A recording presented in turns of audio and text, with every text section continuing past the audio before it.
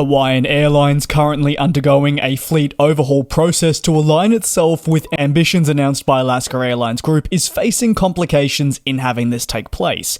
Boeing has informed the carrier that certain deliveries of upcoming aircraft from the 787 Dreamliner are to occur now later than the contracted time, as Boeing faces complications internally to complete deliveries. For the affected 787 aircraft, Hawaiian Airlines has been informed that those set to be delivered between last year and 2026, including this year, have now been moved into the years after. Thanks to Boeing informing Hawaiian Airlines of the situation, deliveries are expected to be drawn outwards to 2029, complicating renewal efforts and future fleet planning at the company. However, when a specific 787 enters service, from the moment it begins operations to the moment it is retired, Hawaiian Airlines believes that that plane will be able to fly in its business for 25 years. Based on depreciation estimates, this will be around 10% in total. According to the prediction, Hawaiian Airlines will therefore be flying the 787 into the 2050s, before it is once more in a position to look to replace the plane with whatever the current new-gen wide-body offering at this time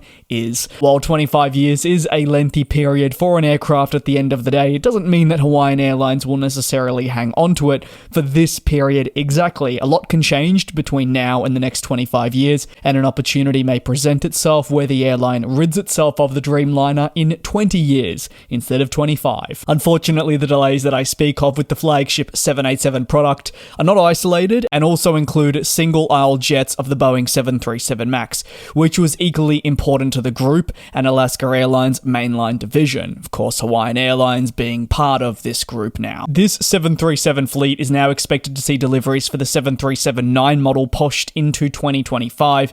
Meanwhile, deliveries of the 737-8 will also be adjusted by a year, moving from this one to 2026. As for the airline's upcoming acquisition of the 737-10, which is the high-capacity MAX model, there are complications in the arrival of this jet, considering it is a unit that is yet to receive the formal type certification that would result in deliveries being approved and the entry into scheduled commercial service. Hawaiian Airlines has had the 787 Dreamliner, believe it or not, for now around a year.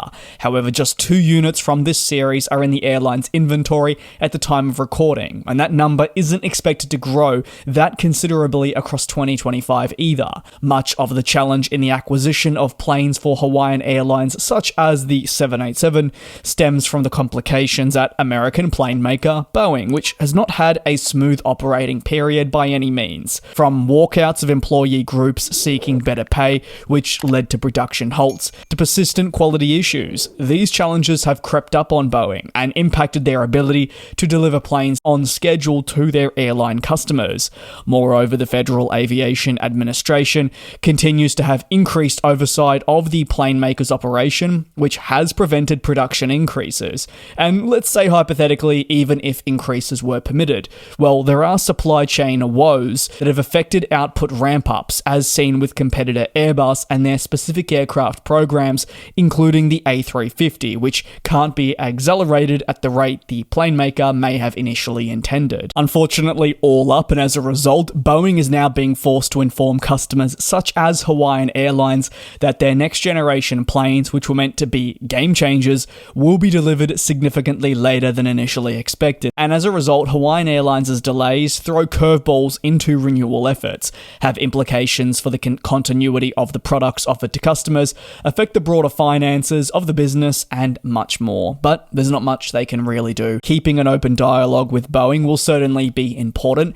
They'll want continuous updates to get a better understanding for when deliveries will firmly take place, and be crossing their fingers that there aren't even more delays on top of what has just been informed to them. Let me know your thoughts down below in the comments. Does this come as a shock? I'd say probably not really nowadays. I think we have reached a point where we should always expect delays, but we do have to await that firm confirmation. Thanks for watching, take care, be safe. Again, drop your thoughts in the comments, and I'll see you tomorrow. And we'll fly.